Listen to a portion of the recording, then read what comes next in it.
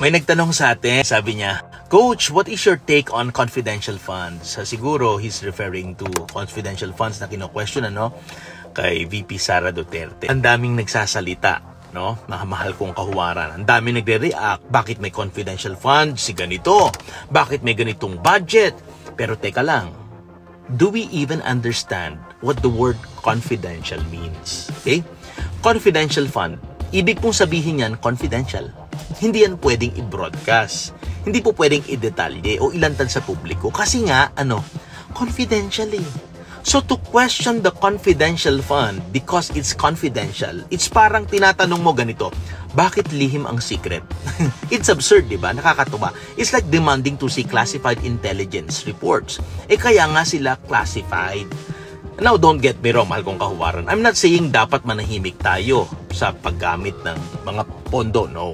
Accountability is always important. Pero kung may dapat po tayong busisiin, mahal kong kahuwaran, at itanong po natin sa tamang direksyon. Bakit? Kasi habang pinagtatalunan po ng ang ilang daang milyong confidential fund, may mga ghost projects na nagkakahalaga po ng hindi lang milyon, billion, minsan trillion pa, na parang bula. Walang proyekto, walang kalsada, walang tulay, pero may pirma, may resibo, at may perang lumipad.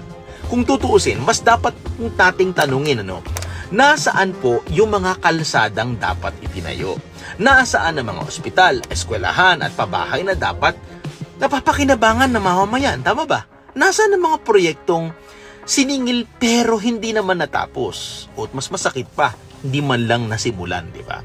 Yan ang mga ghost projects. Yan ang tunay na multo sa gobyerno.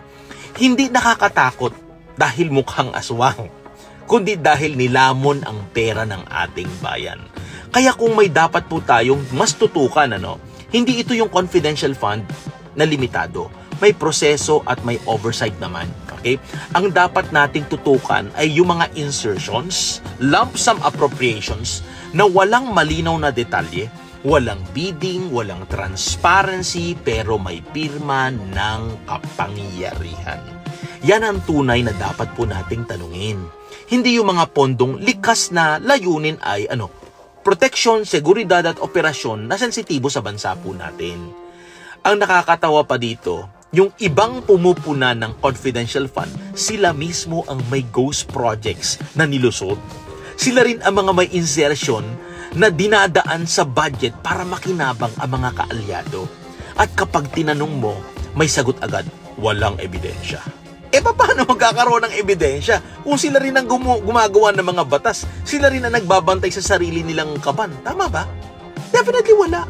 Mga mahal kong kahuwaran, hindi po problema ang confidentiality kung may integridad.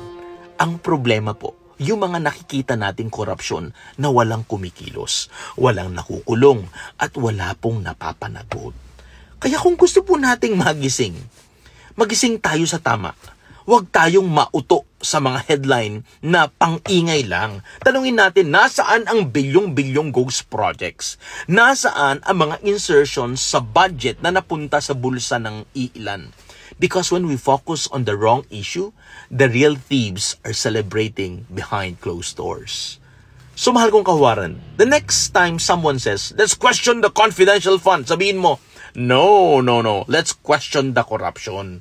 Let's question the insertions. Let's question the ghost projects. Because those aren't confidential. They're criminal. This is Coach Ariel. Patuloy na nagpapaalala sa atin that integrity is not about noise, it's about truth.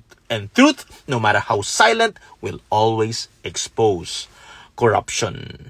Coach Ariel here. Patuloy tayo maging huwaran sa ating henerasyon.